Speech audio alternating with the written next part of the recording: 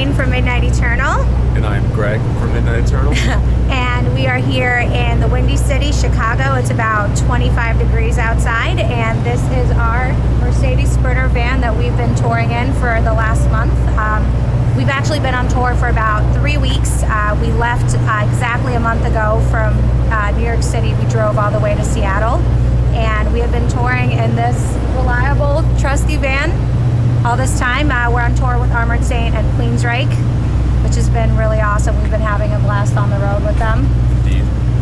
So let's go take a look at it. So right now we're in the cockpit of our trusty Mercedes Sprinter, and this is like we're creating a simulation of what it's actually like to be on the road with Midnight Eternal right now. I'm in the driver's seat. Rain is co-piloting, usually with her phone out, the GPS going, telling me I made a wrong turn or something like that. The other two guys as well. We do usually take it in shifts, 2 to 3 hours. Yep. Not a lot of sleeping when you don't have a driver on the road, but it's been great so far. I don't do any driving. They don't trust me to drive this thing, so I just co-pilot, and then I have the back bench in the back where I get to sleep because, you know, singers, we need to get our sleep so that we can sing. So they're okay with that. Yeah. I don't know if they love the fact that I don't drive, but you know, it's what it is, right? Yeah, it is what it is. We've been listening to a lot of music on this tour. We have, like, we can hook up our phones here in the front. There's also a DVD player and an Xbox in the back, but we haven't really been using that as much. So what kind of music have you been listening to? Well, to stay awake, I usually listen to death metal at late at night. At a reasonable volume so the other guys can sleep, but, you know, listen to some classic death. You know, also some classic thrash bands like, you know, Megadeth, Slayer. Just keeping it aggressive at night. Anything to keep you awake, really. Yeah. It's mostly, that's been the gist, mostly just staying awake during our long drives that we've had. Yeah. It's really important to stay healthy when you're on the road, so we have some of our emergency here. Got some hand sanitizer, very important. Got our tissues. Gloves, you know, when you're loading out your own gear in the cold, it's important to have gloves, especially for our guitar and bass player, and for the drummer too. I'm really the only one who doesn't use my hands as much. And we have some food and stuff here. Actually, the guys from Armored Saint and the guys from Queensryche have been really nice. They've been giving us a lot of stuff. Someone really likes Fanta, so we have a lot of that. There's some bread in here, there's some cold cuts, some PB&J. Yeah. And then we have all of our water under here. It's important to keep hydrated. More Fanta. Someone really likes Fanta. I think there's some Gatorade under there too. So yeah, that's what we have here in the front. All right, and here is the back. Dan and Rich are here in their usual seats. Yep.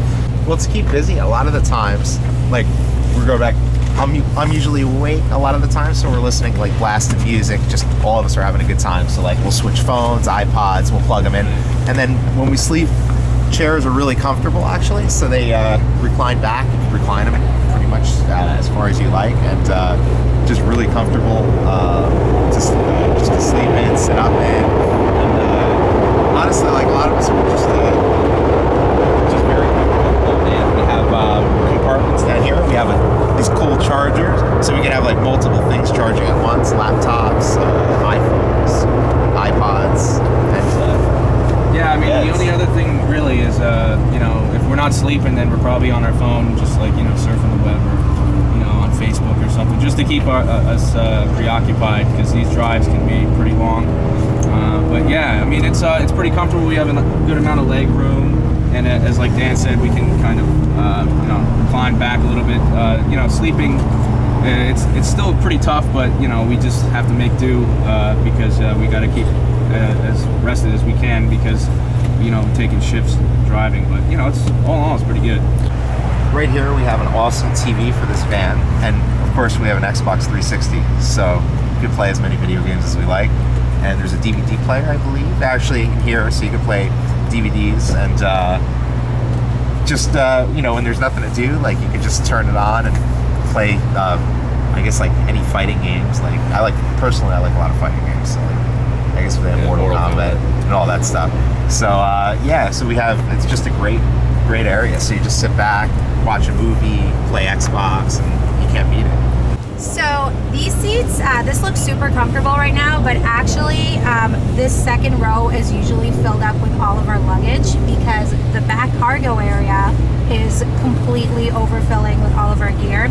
So we have all of our luggage here, and we have a system as in how to put the luggage down so it doesn't become a huge mess. It's now in our dressing room inside the venue. So we don't actually usually get to sit here. It's kind of comfortable. I kind of wish we were able to use it more often. Pretty nice. Yeah, it's pretty nice. I overpacked personally for this tour. So I had tried to cover all the climates, but I went a little overboard.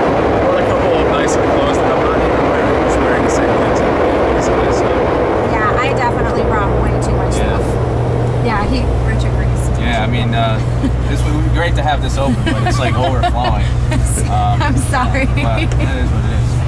So this is, I'm trying to get back here. This is my area.